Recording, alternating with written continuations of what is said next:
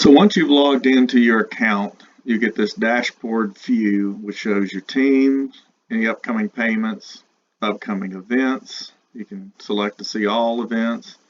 You can also use this information to go over here and look who all in your household is registered, the schedules, the teams, groups, any billing information, registrations, so on and so forth.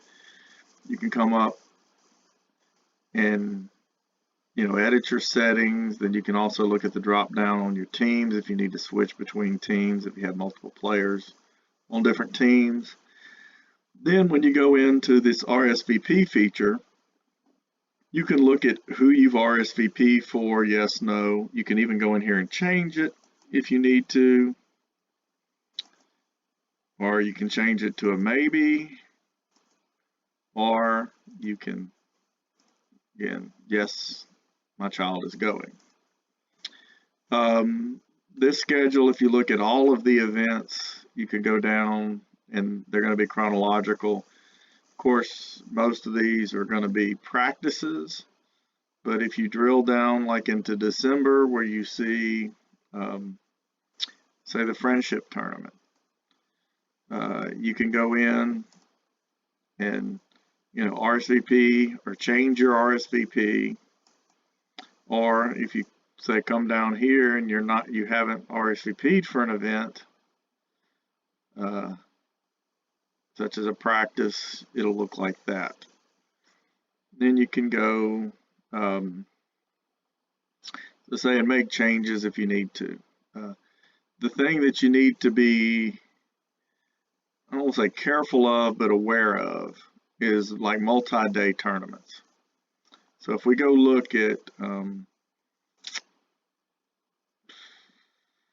the Valentine's Day Bash, which is in February, which is, of course, Valentine's Day.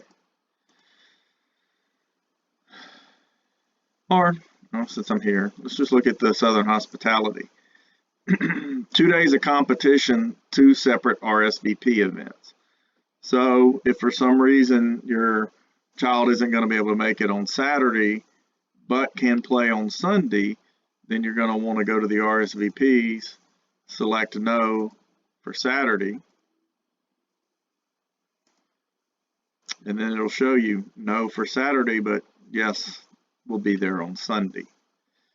But or if it's a maybe because you don't know what their schedule is at that time, you can put it as maybe, and then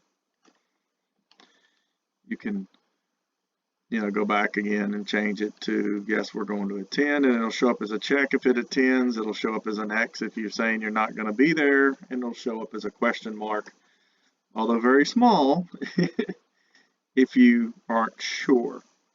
So, RSVPing for practices helps the coaches plan for who all's going to be at the practice and how they're going to run the practice.